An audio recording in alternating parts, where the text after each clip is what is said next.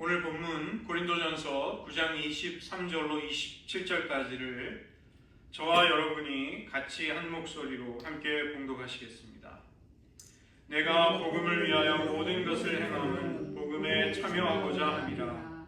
운동장에서 다름질하는 자들이 다 달릴지라도 오직 상을 받는 사람은 한 사람인 줄을 너희가 알지 못하느냐. 너희도 상을 받도록 이와 같이 다름질하라. 이기기를 다투는 자마다 모든 일에 절제하나니 그들은 썩을 승리자의 관을 얻고자 하되 우리는 썩지 아니할 것을 얻고자 하노라. 그러므로 나는 다름질하기를 향방 없는 것 같이 아니하고 싸우기를 허공을 치는 것 같이 아니하며 내가 내 몸을 쳐 복종하게 함은 내가 남에게 전파한 후에 자신이 도리어 버림을 당할까 두려워함이로다. 기도하시겠습니다. 하나님, 우리들 결과만이 아니라 우리가 주님을 사랑하며 주님을 닮아가고 주님을 뒤따르는 모든 과정 속에서 믿음과 소망과 사랑을 경험하며 하나님의 은총을 즐거워할 수 있는 그런 충만한 신앙생활 하도록 저희들을 인도하여 주시옵소서. 모든 말씀 예수님의 이름으로 기도드립니다. 아멘. 저희들 지난 시간까지 전인적인 신앙, 포괄적인 신앙에 대해서 같이 나누었습니다. 이 전인적인 신앙, 통합적인 신앙의 가장 중요한 것은 그리스도의 주재권입니다. 그리스도가 우리 삶의 모든 영역의 주권자가 되시고 주님이 되신다. 우리의 모든 삶을 통치하셔야 한다. 그래서 지난 수요일에는 그런 믿음을 가지고 청지기의 역할을 감당하는 것이 말할 수 없이 소중한 성도의 의무가 된다는 것을 나누었습니다. 오늘부터는 과정 영성에 대해서 Process Spirituality, 과정 영성에 대해서 또 살펴보도록 하겠습니다. 이 과정 영성이라는 것은 결과를 따라 결과를 쫓으면서 살아가는 것, 결과만을 중요하게 여기는 것이 아니라 우리가 주님을 사랑하며 따르는 영적인 여정 전체의 과정이 소중하고 의미가 있다는 것을 품는 것입니다. 우리는 미래에 가서 사는 것이 아니죠. 미래를 희망하면서 현재를 살고 있는 것입니다. 그것은 은혜 안에서 계속해서 성장한다는 것이고 그 성장은 믿음과 소망과 사랑에 있어서 주님을 닮아가고 그런 매일의 삶을, 일상을 살아가는 것이죠. 헨리 나우엔이 Here and Now라는 책을 썼습니다. 여기 그리고 지금이라는 책인데 우리가 살아가고 있는 현재, 우리가 믿음을 실천할 수 있는 지금이라는 이 순간이 얼마나 소중한가를 깨달을 필요가 있고 성장이라는 것은 과정을 필요로 한다. 단계적인 과정 그리고 훈련을 필요로 한다. 이것이 소중한 것이죠. 세상은 우리를 평가할 때 우리의 존재가 아니라 행위, 우리가 내는 결과, 우리가 산출하는 결과물 이런 것을 가지고 사람을 평가합니다. 그것이 그 사람의 존재를 결정짓는다. 그렇게 만드는 것이죠. 그러나 성경은 우리가 그리스도 안에 있다는 사실이 내가 누구인지를 결정하게 되고 내가 누구인가가 내가 무엇을 해야 하는지를 그것이 거기에서부터 나오게 된다고 끊임없이 가르치는 것입니다. 그래서 우리의 신앙이 성장한다는 것은 밖에 어떤 결과를 가지고 내 속사람이 성장하는 것이라기보다 내 안에서부터 그것이 밖으로 내가 하나님과 맺고 있는 관계, 거기에 믿음과 소망과 사랑이 나의 밖을 향해서 나의 관계와 내가 하는 모든 일들을 통해 드러나고 나타내고 분출이 되는 것을 말하는 것이죠. 안에서부터 밖으로 우리의 신앙은 그렇게 성장하는 것입니다. 그래서 이 과정 영성이라는 것은 현재의 순간, 이것을 생동감 있게 살아가는 것이 중요하다는 것이고 하나님의 사랑이 우리를 이끄실 때 그 매 순간을 우리가 어떻게 잘 반응해야 하는가, 이것에 주목을 하는 것입니다. 많은 사람들이 미래에서 살아가는 사람들이 있습니다. 나의 인생이 미래에 이렇게만 된다면, 이렇게 잘 풀리기만 한다면 나는 행복할 텐데 그렇게 살아가는 사람들에게 오늘이라는 현실은 그 미래에 아직 도달하지 못한 상태에서 굉장히 불편한 장애물처럼 느껴지는 것이죠. 아, 나는 오늘 시궁창처럼 사는구나. 내가 꿈꾸는 것은 화려하고 나를 진정으로 행복하게 해줄 미래의 어떤 모습인데 내가 거기에 미치지 못하구나. 이런 식으로 사는 것입니다. 미래와 과거에 묶여서 사는 것은 쉽지만 현재를 사는 것은 마치 바늘에 실을 꿰는 것과 같다. 이렇게 말한 분이 있습니다. 바느질을 시작한다는 것은 그 좁은 바늘꾀에다가 실을 꿰는 굉장히 힘들고 고통스러운 일을 해야지만 그것이 비로소 가능해지는 것이죠. 그래서 우리는 미래의 목표에 무언가를 투자하면서 살죠. 그것이 보통 우리가 삶을 살아가는 방식입니다. 그리고 그 목표가 달성이 되면 그 다음에는 또 다른 목표로 옮겨가게 되는 것이죠. 결과에서 결과로 끊임없이 옮겨가는 삶. 그러나 이것만 가지고서는 우리의 삶을 충만하게 살 수는 없는 것입니다. 인류가 사실은 그런 식으로 살아왔습니다. 지금도 이란 사람들은 무슨 생각을 하냐면 우리는 과거에 대제국 페르시아의 후예들이다. 그러나 현실은 엉망진창이죠. 이라크 사람들은 우리는 예전에 바벨론의 엄청난 문명을 이룩한 대제국의 후손이다. 그러나 지금 그들의 삶은 굉장히 어렵고 비참한 것이죠.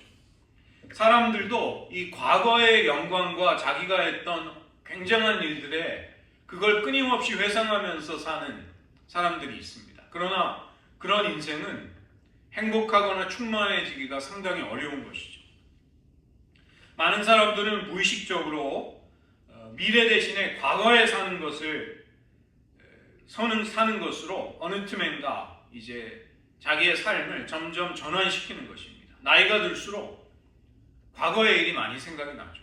그리고 내가 인생을 정말 날아다니던 이런 시기가 있었는데 라는 것을 이렇게 떠올리게 되는 것입니다. 물론 우리가 충만하게 정말 그리스도 안에서 온전한 삶을 추구한다는 것이 목표를 설정한다는 것을 무시하지는 않습니다.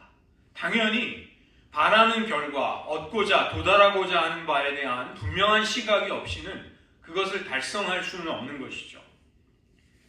그러나 사람은 정말로 갈망하는 것이 없을 때 그것을 분명히 생생하게 그리고 있지 못하다면 무언가 나태하고 초점을 잃어버린, 생기를 잃어버린 삶으로 빠져들게 되는 것입니다. 그 때문에 많은 사람들은 인생의 과정이, 내가 지금 겪고 있는 인생의 과정이 나를 어디로 데려갈지를 잘 생각을 하지 못한 채로 사는 경우가 많이 있습니다. 삶이 별거 있냐, 그냥 하루하루 사는 게 삶이지. 그 다음에 원하지 않는 것을 피하는 데 초점을 맞추기보다는 차라리 하고 싶어하는 것을 선택하는 것이 더 낫다고 생각하는 것이죠. 성경적인 관점에서 볼 때 우리 인생의 가장 근본적인 방향은, 가장 마땅해야 할 기본적인 선택은 주 예수님을 알고자 하는 것이고 그분을 닮아가고자 하는 것이 되어야 하는 것이죠. 이것이 영원히 남는 것입니다.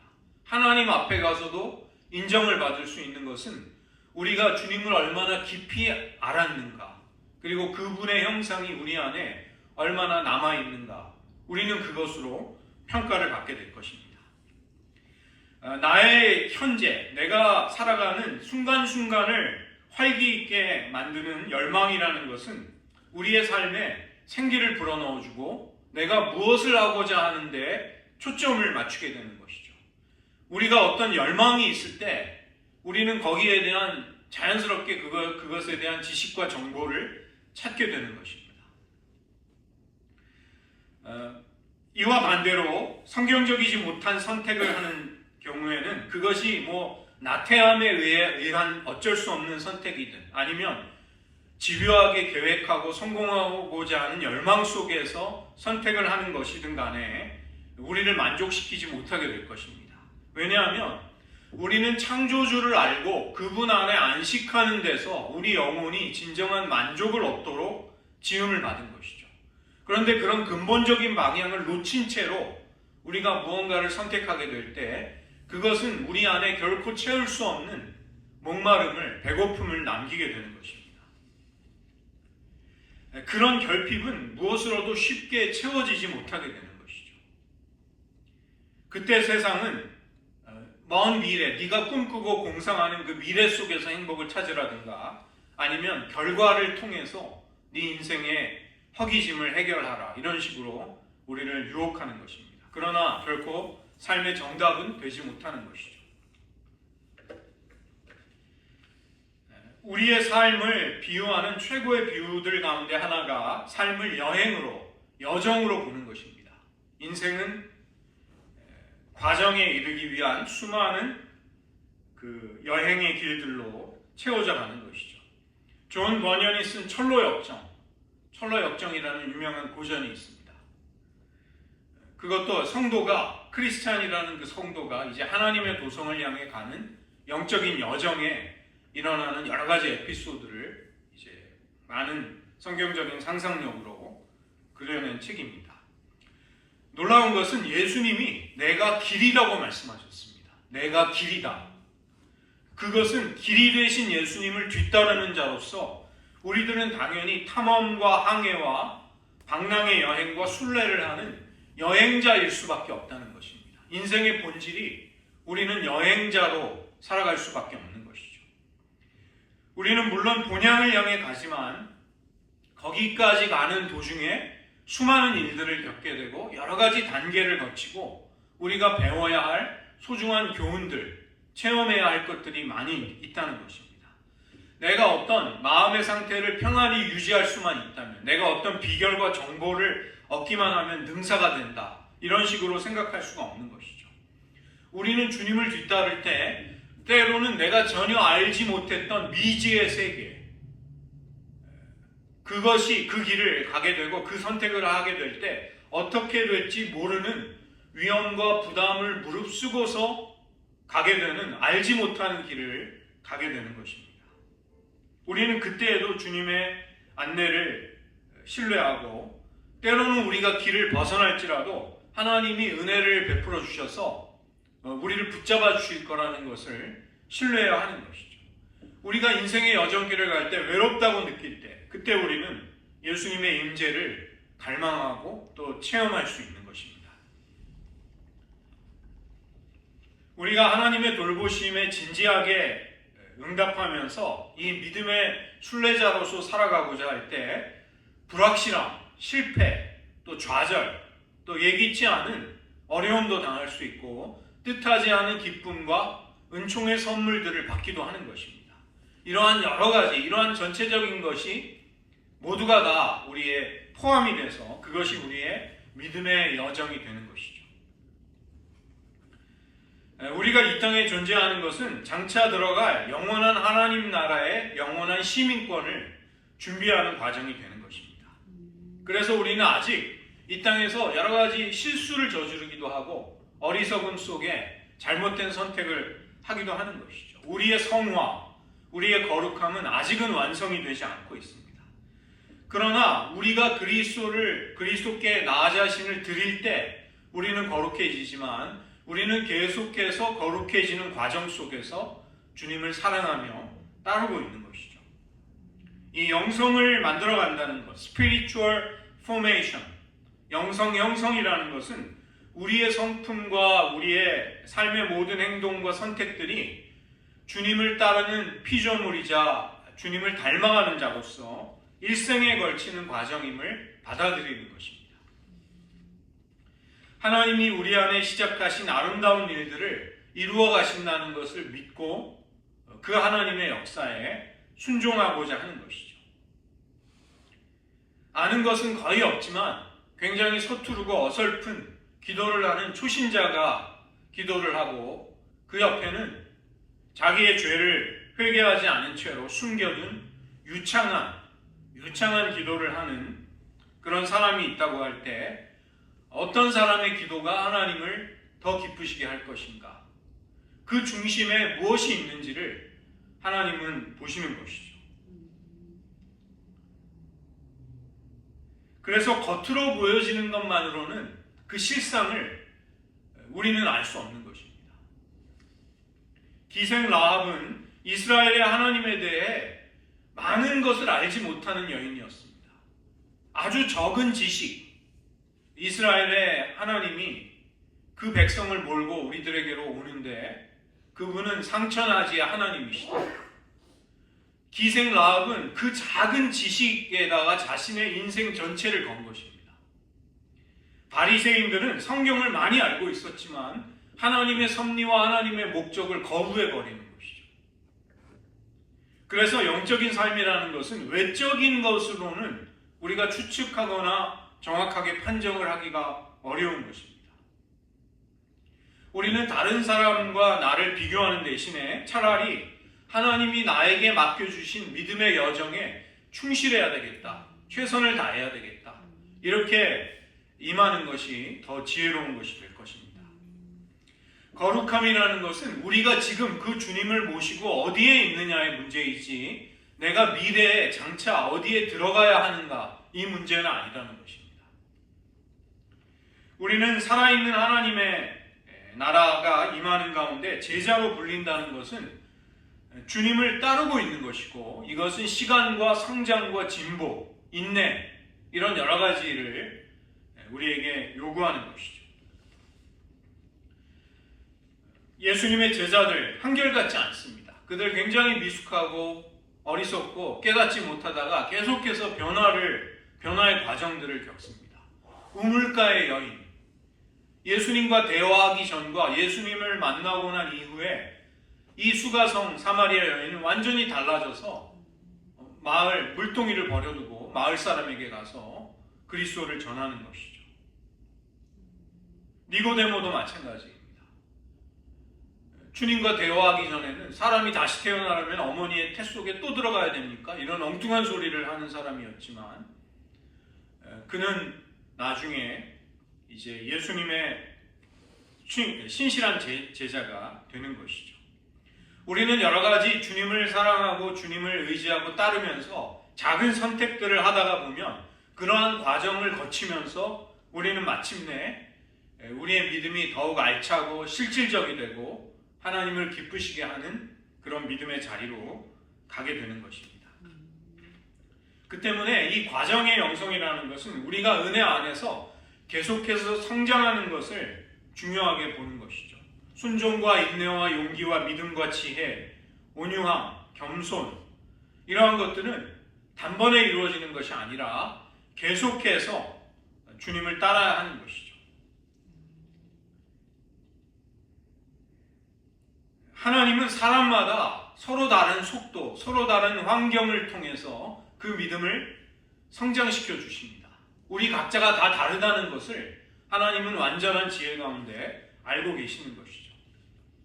그래서 우리의 내면이 성장하려면 그 성장의 원리에 따라 우리는 열매를 맺어야 하기 때문에 시간이 굉장히 중요한 것입니다. 또 성장이 늘 일정하게 일어나지도 않는 것이죠. 어느 때에는, 어느 해에는 어떤 사건을 통해서는 믿음이 갑자기 도약하기도 하고 또 어떤 긴 오랜 기간 동안 우리의 믿음은 답보 상태를 면하지 못하는 것입니다. 제자리 걸음을 하는 것이죠. 이러한 것은 순간적인 만족을 원하는 우리의 문화 속에서 인내로서 하나님의 역사를 기다리고 그 하나님의 역사에 우리가 호응하고 협력해 나간다는 것은 굉장히 피곤하고 힘든 일이 될 수 있다는 것입니다. 당장의 성과가 나타나지 않는 것에 대해 우리는 조바심을 내고 내가 뭔가 잘못하고 있는 것이 아닌가 이런 생각을 하는 것이죠. 많은 사람들이 어떤 테크닉, 기술, 세미나 이런 것에 열광합니다. 예언자들을 쫓아다니고 은사자들을 쫓아다니고 왜냐하면 빨리 좀 결과를 답답한 마음을 갈증을 풀고 싶은데 그렇게 해서라도 이제 그런 갈망을 해결하고 싶은 유혹이 있는 것이죠. 그러나 우리 스스로 우리 자신을 변화시킬 수 없는 것처럼 우리는 그 변화의 과정을 앞당기기 위해서 하나님을 조종하거나 하나님께 압박을 넣을 수도 없는 것입니다. 차라리 우리는 하나님의 방법과 시간을 신뢰하면서 성령의 역사 가운데 믿음과 회개와 순종을 통해서 계속해서 하나님을 따라야 되겠다. 이것을 잊지 말아야 하는 것이죠. 때로 하나님의 시간은 불가피하게 우리가 피할 수 없이 고통스럽게 느껴질 때도 있습니다. 그러나 우리의 믿음과 지혜가 조금씩 자라갈수록 우리에게 진정으로 필요한 것이 무엇인지를 하나님 그분만은 아신다. 우리는 그것을 동의하게 되는 것이죠. 그 때문에 우리가 신실하다는 것, 우리가 성실하다는 것은 실패할지라도, 우리가 실수를 저지를지라도 거기서 좌절하는 대신에, 낙심하는 대신에 내가 빨리 예수님께로 돌아가야 되겠다. 예수님께 내 어려움을 빨리 의뢰해야 되겠다. 그런 마음을 가지는 것입니다. 마태복음 6장 34절은 한날 괴로움은 그날의 족하니라. 그래서 우리가 괴로운 실패, 방황을 할지라도 그날로 떨쳐버리고 예수님께 돌아가야 되겠다. 난 예수님께 맡겨야 되겠다. 이것이 과정 영성에서 좋은 태도인 것이죠. 그래서 오늘은 믿음과 소망과 사랑을 살펴볼 텐데, 이 믿음과 소망과 사랑은 그리스도 안에 있는 굉장히 소중한 영적인 가치이자 삶의 역동인 것이죠. 삶의 다이나믹이 믿음과 소망과 사랑 속에서 역사하는 것입니다. 그런즉 믿음, 소망, 사랑 이 세 가지는 항상 있을 것인데 그 중에 제일은 사랑이라. 이 세 가지 모두가 다 하나님의 역사와 목적과 경륜에 관련이 되어 있습니다. 믿음은 주로 과거의 그리스도께서 우리를 위해 행하신 하나님의 아들이 행하신 일에 이제 중점을 두고 있고, 소망은 우리의 미래에 하나님이 하신 일이 어떻게 완성될까를 바라보는 것입니다. 그리고 사랑은 그런 하나님이 주신 생명과 은혜를 현재 지금 이 시간, 이 순간 속에서 순종하며 따르고 표현해내는 것과 관련이 되어 있는 것이죠. 그래서 믿음이라는 것은, 성경적인 믿음은 당연히 소망과 본질적으로 관계가 있습니다. 우리가 아직 보지 못하는 그분에게 우리는 믿음을 두고 있기 때문에 그런 것입니다. 믿음은 바라는 것들의 실상이요 보지 못하는 것들의 증거라고 히브리서 11장 1절은 말씀하고 있고, 믿음이 없이는 하나님을 기쁘시게 할 수 없다. 그분에게 나아가는 자는 반드시 그가 계신 것과 그가 자기를 찾는 자들에게 상 주시는 이심을 믿어야 할지니라. 보지 못하는 분에게 우리는 나아가고 있는 것이죠. 하나님의 성품과 약속을 신뢰하는 분량이 곧 우리의 믿음의 분량이 되는 것입니다. 그 믿음의 분량만큼 우리는 하나님을 기쁘시게 해드릴 수 있는 것이죠.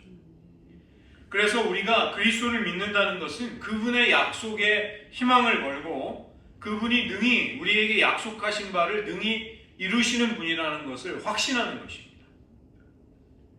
믿음 안에서 걷고 있다는 것, 이것은 우리에게 최선이 되는 것을 하나님이 아시고 그분이 능히 그것을 이루실 것을 신뢰하면서 나아가는 것이죠. 그래서 이것은 인간이 가진 타고난 기질, 우리 시대의 문화, 이것과는 상당히 충돌하고 모순이 되는 것입니다. 보이지 않는 것, 우리가 통제할 수 없는 것을 우리는 의뢰하면서 믿으며 나아가야 하는 것이죠. 어떤 교회가 자기 교회 바로 가까이에 있는 술집이 망하게 해달라고 기도를 했는데, 그 술집 주인이 그 사실을 알고 찾아와서 왜 그런 기도를 하냐 항의하니까 장로님이 나가서 술집 주인에게 우리가 기도한다고 그런 일이 실제로 일어나겠어요. 그냥 괜찮으니까 돌아가세요. 이렇게 이야기했다는 것입니다. 믿음에 대한 모험이라는 것은 이 외형, 반대로 나타나는 외면에도 불구하고 하나님의 증거를 존중하면서 그분을 기쁘시게 하고자 하는 것입니다. 그래서 진실된 그리스도인은 특별한 존재일 수밖에 없는 것입니다. 한 번도 보지 못한 그분을 지고지순한 사랑으로 열렬히 사랑하는 사람들이죠. 보이지 않는 그분에게 매일 친밀하게 대화를 나누고 말씀을 드립니다. 자신이 아닌 다른 존재를 통해 구원받기를 소망하는 것이죠. 충만해지기 위해서는 자신을 비워야 한다는 것을 알고 있고, 자신이 죄인임을 인정할 때 의로워질 수 있다는 것을 받아들이는 것입니다. 올라가기 위해서는 내려가야 하고, 가장 약할 그때 은혜 가운데 가장 강할 수 있음을 알고 있는 사람인 것이죠. 가장 가난할 때 가장 부유할 수 있고 가장 깊은 슬픔과 상심 속에서도 행복할 수 있음을 믿고 체험하는 사람, 그것이 신자인 것입니다. 또 살기 위해서 죽으려고 하는 사람, 영원히 잃어버리지 않고 영원한 것을 붙들기 위해 가지고 있는 것을 기꺼이 내어줄 수 있는 사람, 포기할 수 있는 사람, 그것이 신자인 것이죠. 그래서 신자는 보이지 않는 것을 보고 들리지 않는 것을 들을 수 있는 것입니다. 지식 이상의 것을 알고 체험하는 사람, 그것이 신자인 것이죠.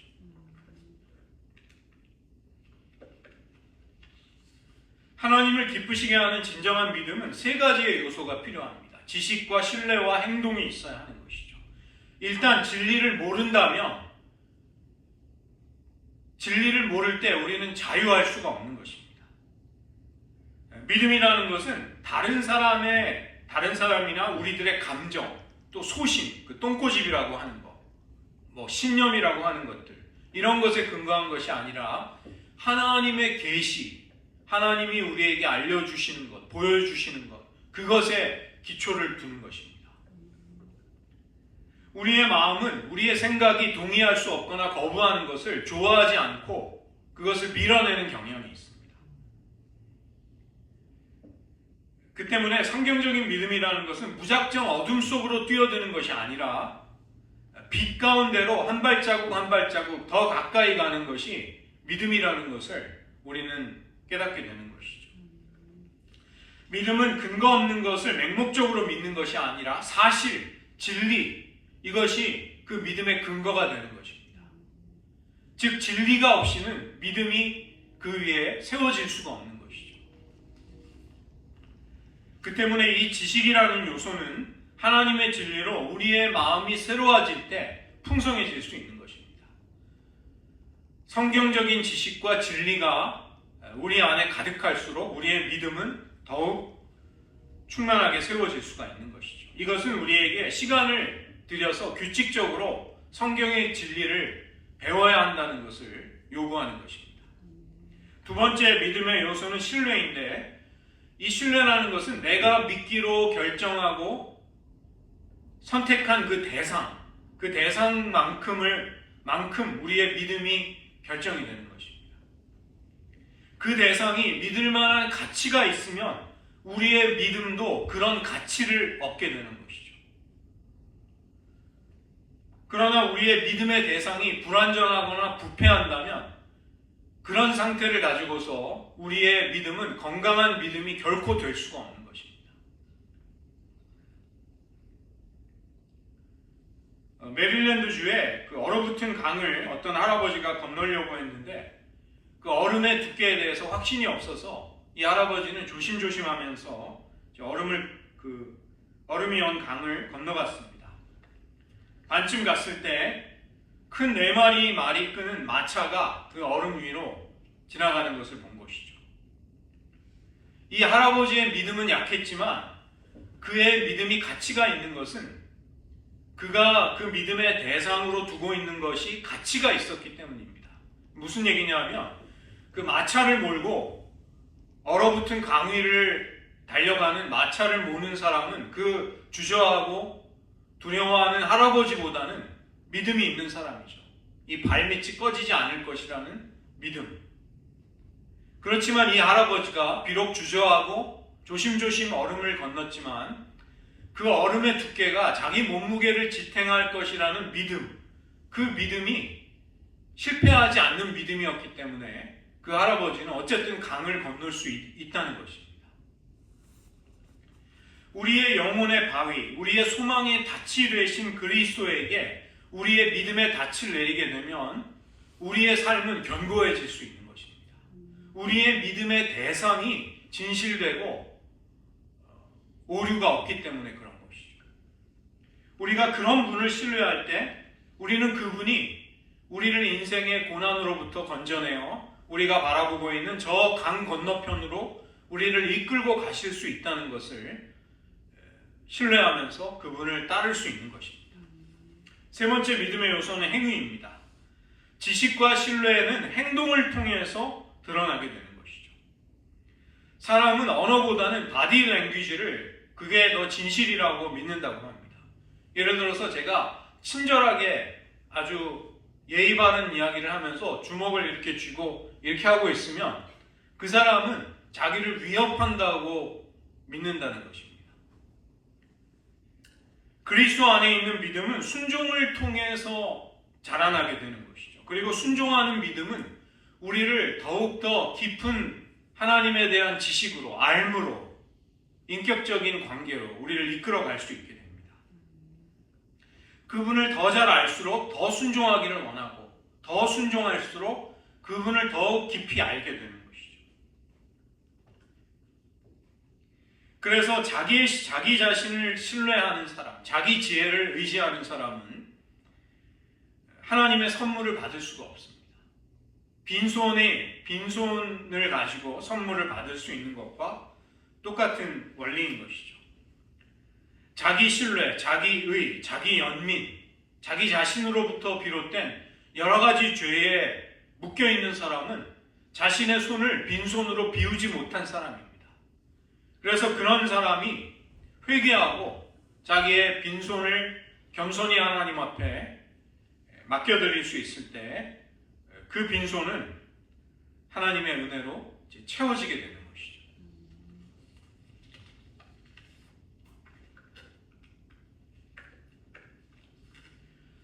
소망은 굉장히 성경적으로 중요한 믿음의 가치이자 우리 안에 주님을 사랑할 수 있게 하는 동기가 되는 것입니다. 이 믿음과 소망은 서로 깊이 연결이 되어 있는 것이죠. 믿음은 지식보다도 앞서서 헌신이라는 위험을 기꺼이 감수하고 하나님께 모든 것을, 우리의 인생을 걸게 하는 것입니다. 히브리서 11장에 나오는 믿음의 선진들, 그들은 영원한 것을 얻기 위해 눈에 보이는 것들, 순간적인 것들을 포기할 수 있는 사람들이었습니다. 모세는 하나님의 백성과 기꺼이 고난받기를 선택했습니다. 잠시 동안 죄악의 낙을 누리는 것보다 고난받는 것을 그는 더 즐거워했다, 좋아했다. 왜 그랬는가? 애굽의 모든 보화보다도 그리스도를 위해 받는 능욕을 더 소중하게 여길 수 있었던 것은 상 주심을 바라보았기 때문이다. 히브리서 11장은 모세의 믿음을 이야기하는 것입니다. 그러나 세상은 우리에게 지나가는 찰나의 쾌락을 쫓으라고 우리에게 권유하는 것이죠. 그러나 성경적인 소망은 너 자신을 그렇게 싼 값에 팔아넘겨서는 절대로 안 된다, 이렇게 충고하는 것입니다.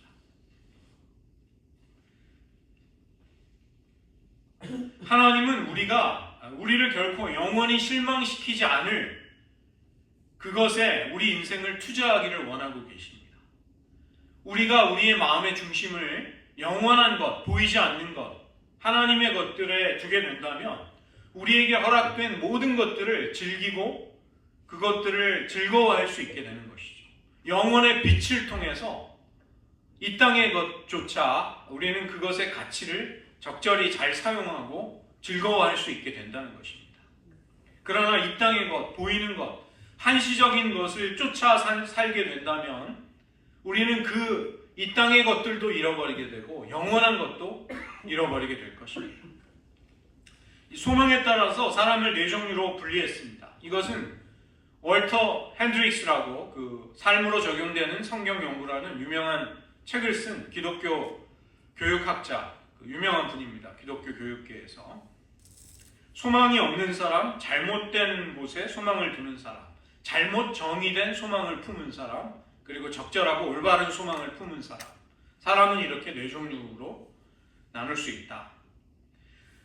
소망이 없이, 어떤 소망도 없이 삶을 살아갈 수 있는 사람은 사실상 없을 것입니다. 사람은 무엇인가를 기대하고 소망하고 또 소중하게 여길 때 살 수 있는 것이죠. 만약에 이 땅에 보이는 것, 존재하는 것이 전부라고 할 때 우리의 삶은 너무나도 허망한 것이 되고 말 것입니다. 만약에 그것이 인생이라면 우리가 지금 보이는 것들을 넘어서서 품고 있는 우리의 갈망과 하나님께 가지고 있는 소망들이 우리를 부끄럽게 할 것입니다. 그러나 결코 그렇지 않은 것이죠. 실존주의자들은 삶이 무의미하다는 것을 받아들여라. 존재가 불합리한다는 것을 인정하고 그럼에도 불구하고 용기를 내서 살아라. 이렇게 말합니다. 그러나 그런 희망이 없는 철학으로는 삶을 살아내기가 사실상 어려운 것입니다. 잘못된 곳에 소망을 둘 수도 있는 것이죠. 우리가 살아가는 모든 사람들은 삶의 아침에 일어나서 하루를 살아갈 이유를 나름대로 가지고 있는 사람들입니다. 많이 질문해 보지 않아도 우리는 어떤 사람이 무슨 희망을 품고 사는지를 사실은 알 수 있는 것이죠. 그러나 그 대상이 잘못되기가 또 쉬운 것입니다. 돈이나 권력이나 지위, 가족이나 소유나 관계, 인간관계, 그것 자체가 잘못됐다기보다 그런 것들이 우리의 소망의 근거가 된다면 우리는 삶의 환멸을 느끼게 될 것입니다. 예수님을 아는 사람들은 어떨까요? 예수님을 안다고 해서 우리가 잘못된 소망을 가질 위험으로부터 우리는 안전한 사람들이 또 아니라는 것입니다. 이 땅은 현실처럼 보이고 생생하게 눈에 보이고 손에 만져지지만 하나님이 약속하신 나라는 너무나도 모호하고 추상적이고 멀리 있는 것처럼 느껴지는 것이죠. 하나님 나라의 보화보다 이 땅의 골드바가 더 생생한 만족과 기쁨을 주는 사람, 그런 사람은 횡령을 해서라도 골드바를 사는 것입니다. 세 번째는 잘못된 정의를 가지는 경우가 있습니다. 잘못 정의된 소망. 그 밥 호프라는 유명한 코미디언이 있는데 이 사람이 한 번은 비행기를 타고 갈 때 그 비행기가 낙뢰, 그 번개를 맞는 일이 있었다고 합니다. 그때 어떤 할머니가 비명을 지르면서 제발 하나님에게 기도라도 하세요 이렇게 소리를 질렀는데 그때 이제 이 사람이 이제 유머입니다. 이 사람의 유머인데 그때 저는 올바른 행동을 했습니다. 승객들에게 헌금을 거뒀습니다. 물론 농담이지만 이제 이 사람이 이제 그런 유머를 한 거죠. 사람들은 생명의 위협이 느껴지는 순간에 종교적인 행위를 하는 경향이 있죠. 어떤 사업가가 자신이 묵고 있던 호텔에 불이 났는데 이제 죽게 됐다는 생각이 들자 그는 하나님께 간절히 기도했다고 합니다. 그는 이야기하기를 나는 일이나 돈이나 골프나 가족을 위해서는 한 번도 기도해 본 적이 없습니다. 근데 그때는 정말 절박하게 기도했다고 한 것입니다. 고난과 역경의 시간에 처하게 되면 우리가 어떤 소망을 가지고 있는지가 분명해집니다. 생생하게 드러나게 됩니다. 그렇지만 우리가 평안하고 좋은 상황 속에서 소망을 품으면 아직 그런 소망은 시험과 검증을 거치지 못했기 때문에 우리가 신뢰할 수가 없는 것이죠. 하나님은 우리에게 대안이 없는 시간들, 그리고 말할 수 없이 고통스러운 역경을 사용하셔서 우리를 실망시키지 않을 소망을 품게 하시는 것입니다. 그런 소망을 가져야 한다는 갈망을 우리 안에 만들어 가시는 것이죠. 네 번째로는 적절하고 올바른 소망을 가진 사람들입니다. 우리의 소망이 영원하기 위해서는 살아계신 불변하는 하나님의 성품, 그것이 우리의 소망의 근거가 되어야 합니다. 히브리서에 보면 하나님이 자신의 약속을 맹세로 보증하셨다. 그리고 하나님의 맹세는 거짓말할 수 없으신 하나님의 성품, 하나님의 성품에 의해서 뒷받침이 되는 것이죠. 그래서 하나님의 약속과 맹세와 성품은 끊어지지 않는 삼겹줄이 되는 것입니다. 성경적인 소망은 우리를 하나님의 약속으로 이끌기 때문에 우리의 삶에 안정감과 방향성을 주는 것이죠. 이것은 하나님의 성품에서 비롯되고 거기에 기초하기 때문에 안전한 것입니다. 사도 바울은 보이는 것은 잠깐이요 보이지 않는 것이 영원하다고 고린도후서 4장 18절에서 말씀한 것입니다. 빌립보서 3장에서 사도 바울은 영적인 삶을 예수님을 인격적으로 아는 지식이 깊어가는 것이다, 이렇게 정의 내림으로써 그는 자기 위안, 또 자기 신뢰, 자기 만족을 극복하고 진정한 믿음 위에 설 수 있었던 것이죠. 형제들아, 나는 아직 내가 잡은 줄로 여기지 아니하고 오직 한 일, 즉 뒤에 있는 것은 잊어버리고 앞에 있는 것을 잡으려고 표대를 향하여 그리스도 예수 안에서 하나님이 위에서 부르신 부름의 상을 위하여 쫓아가노라. 바울은 오직 한 일, 그는 집중하고자 하는 일이 있었던 것입니다. 오직 한 일, 그 주님을 알고 그 주님을 닮아가고자 했던 것이죠. 주님은 우리가 모든 얽매이기 쉬운 것, 모든 무거운 것과 얽매이기 쉬운 죄를 벗어버리고 인내로서 우리 앞에 당한 경주를 경주하면서 믿음의 주를 온전케 하시는 이인 예수님을 바라보기를 원하고 계십니다. 그래서 사도 바울은 오직 한 일, 즉 뒤에 있는 것은 잊어버리고 앞에 있는 것을 얻으려고 나는 온 힘을 다해 달려갔다, 이렇게 이야기하는 것입니다. 우리가 오늘을 맞이했다는 것은 이 오늘이 내일의 산물이어야 되는 것이죠. 우리의 오늘은 미래를 향해 우리가 품고 있는 소망으로부터 나와야 하는 것입니다. 이 세상이 불확실한데 여러분 어떻게 그걸 대처하시겠습니까? 다가올 세상에 대한 확신이 없다면 이 세상의 불완전함을 우리는 대처할 방법이 없습니다. 많은 사람들은 후회 그리고 과거의 성공으로 자기의 현재가 지배당하도록 방관하는 것이죠. 그러나 사도 바울은 그렇게 하지 않았습니다. 자기의 과거가 자기의 현재를 다스리도록 지배하도록 허용하지 않았다는 것입니다. 그가 과거에 유대교에서 누렸던 성공과 명성을 신뢰했다면 그는 그리스도의 은혜를 의지하기보다 육체의 노력에서 만족을 얻었을 것입니다. 그리고 자기가 교회를 핍박했던 실패와 부족함을 되씹고 있었다면 그는 사도로 자신을 부르신 하나님의 사명에 신실하게 응답하지 못했을 것입니다.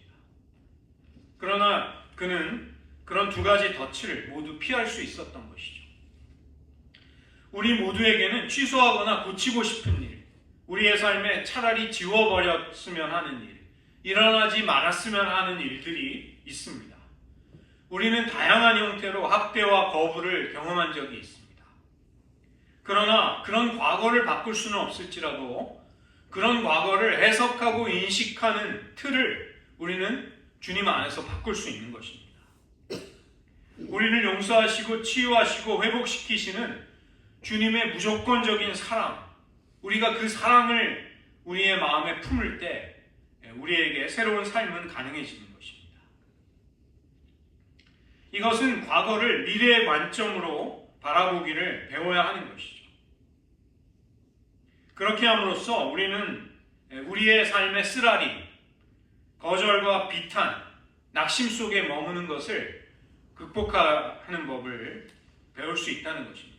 앞에 있는 것을 잡으려고 표대를 향하여 그리스도 예수 안에서 하나님이 위에서 부르신 부름의 상을 위하여 쫓아가노라. 바울이 자신의 삶의 목표를 분명하게 덧붙인 이유인 것이죠. 오늘 저희가 읽은 그 본문은 경주에 이기기로 승리를 하기로 작정한 한 경주자에 관한 비유입니다. 그는 자신의 모든 삶을 절제해서 승리의 면류관을 얻고자 하는 것입니다. 명확하게 정의된 삶의 목표, 거기에 도달하기 위해 스스로를 훈련하려고 하는 것이죠. 우리들은 시들어버릴 월계관이 아니라 그리스도께서 주실 영원한 상급을 바라보는 사람들, 그것을 얻어야 할 사람들입니다.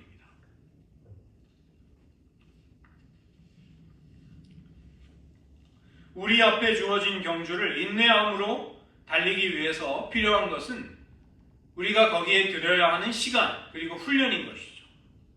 그리고 그런 훈련은 우리 마음대로 한다기보다 성령님을 의지하면서 그리스도께서 이미 우리를 승리하게 하셨다는 그 은총을 의지하면서 믿음의 경주를 해나가는 것입니다.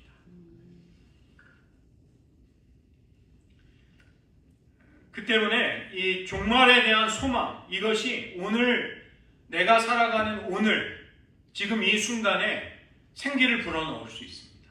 내가 오늘을 살아갈 수 있다는 것, 내가 오늘 어떤 선택을 할 수 있다는 것은 나를 구속하시고 영광스럽게 하실 그 미래, 영광스러운 미래의 소망, 기대, 그것과 관련해서 나는 오늘 어떤 일을 할 수 있는 것이죠. 새로운 피조물이 된 우리는 더 이상 과거가 아니라 무한한 미래, 열려있는 미래를 향해 오늘을 살아가고 있는 것입니다.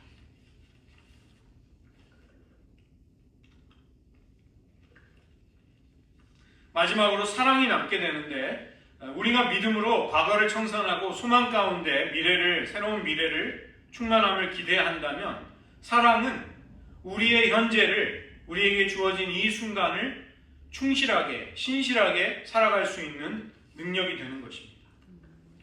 복음은 우리에게 과거가 가져다주는 죄책감, 그리고 알지 못하는 미래에 대한 두려움, 이건 모두를 극복할 수 있도록 역사하고 계시는 것이죠. 우리는 그리스도 안에 죄사함을 받았습니다. 그리고 천국을 우리는 예상하고 기대할 수 있는 것이죠. 그러나 복음은 그것을 또한 그 정도에 멈추는 것이 아니라 우리가 단지 용서를 받았다는 것, 그 이상의 것이 가능해지는 능력이 되는 것입니다. 우리에게 허락된 하나님의 나라가 우리들의 삶 속에서 구체적으로 이루어지도록 하는 능력, 그것이 복음의 능력인 것이죠. 이것은 우리를 결국은 하나님이 원하시는 모습으로 만들어가는 능력이 된다는 것입니다. 과거의 속박, 미래에 대한 불안으로부터 우리가 자유를 얻어서 현재 우리에게 주어진 지금을 기뻐하고 감사하면서 살 수 있는 자유가 주어지는 것입니다.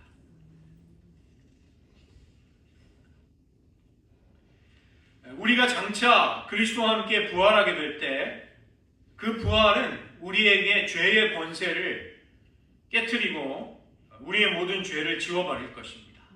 우리는 지금 십자가와 부활 사이를 살아가고 있습니다. 그리고 이 부활의 생명은 종말에 가서 얻는다기보다 이미 이 땅에서 살아가고 있는 지금부터 우리 안에 역사하고 있는 것이죠. 성육신 하셔서 이 땅에 오신 예수님, 그 예수님께 접붙임을 받은 포도나무의 가지가 되어서 우리는 살아가는 것이죠. 그래서 사도 베드로는 신의 성품에 참여하는 자가 되었다, 이렇게 우리들의 정체성을 이야기하는 것입니다. 우리의 생명은 그리스도와 함께 하나님 안에 감추어졌다. 골로새서 3장 3절입니다. 이것은 하나님이 우리 안에 이미 행하신 일들이 우리의 모든 삶을 통해 펼쳐지고 표현될 수 있다는 것이죠. 그 때문에 영광스러운 미래에 대한 소망, 이것은 우리가 지금 하고 있는 일, 우리가 맺고 있는 관계, 내가 처하고 있는 환경 속에서 믿음으로 이미 역사하고 있는 것입니다. 그래서 신자의 삶이라는 것은 우리 홀로 우리의 독자적인 삶이 아니라 우리 안에 살아계신 그리스도의 삶이기도 한 것이죠. 그런즉 믿음, 소망, 사랑, 이 세 가지는 항상 있을 것인데 그 중에 제일은 사랑이라. 사랑이 가장 위대한 덕목일 수 있는 것은 현재 맺고 있는 모든 관계를 이 사랑이 믿음과 소망을 가지고 적용할 수 있도록 역사하기 때문인 것이죠.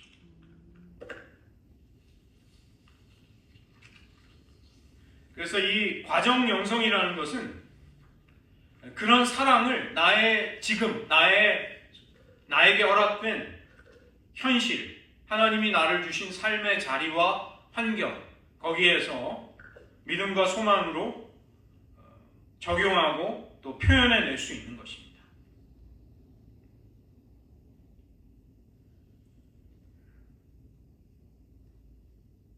이걸 설명하면 너무 길어져서 그냥 기도하도록 하겠습니다.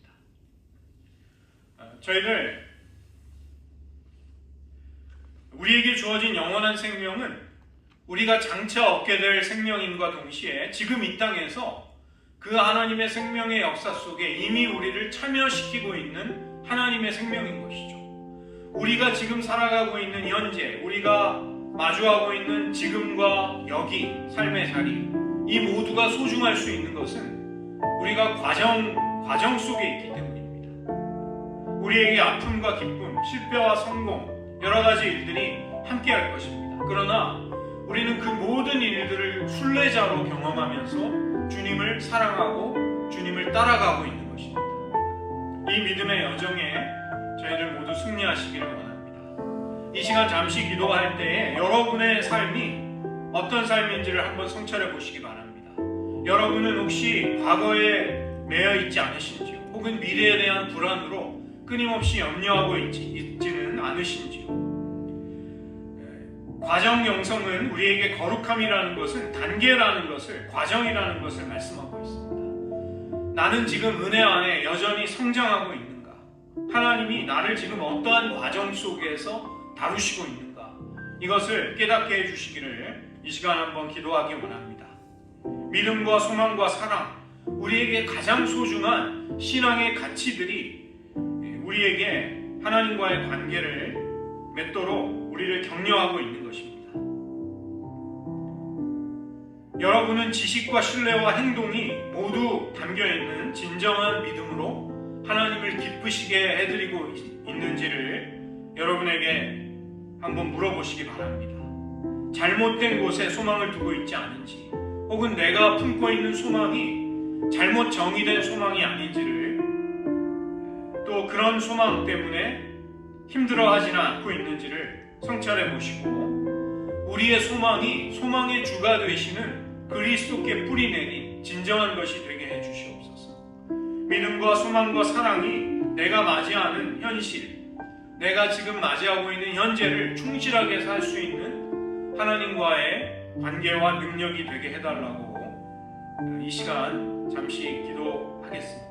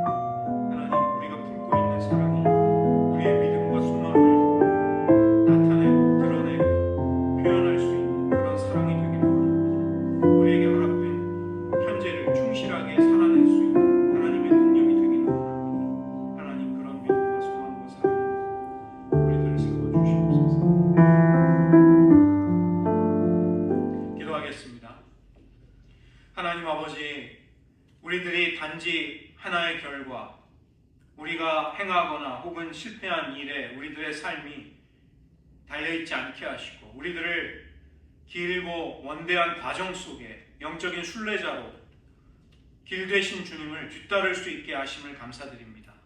우리들 비록 그 과정 속에서 실수하기도 하고 죄를 짓기도 하고 낙심하기도 할지라도 하나님께서 우리를 끝까지 사랑하셔서 붙드시고 올바른 길로 인도하시고 우리의 오류를 바로잡아 주심으로 하나님이 기대하시고 원하시는 형상과 모습을 우리에게서 찾아내실 것을 확신합니다.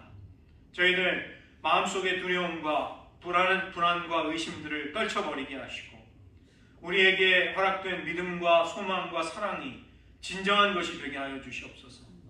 진리에 뿌리 내리고 신뢰로서 행동으로 고백이 되는 그런 믿음이 되게 하시고, 우리가 혹시라도 그릇된 소망을 품고 상처 입고 괴로워했다면 우리의 소망의 초점과 기준을 다시금 소망의 주가 되시는 예수님께로만 온전히 맞출 수 있도록 그것을 바로잡아 주시옵소서.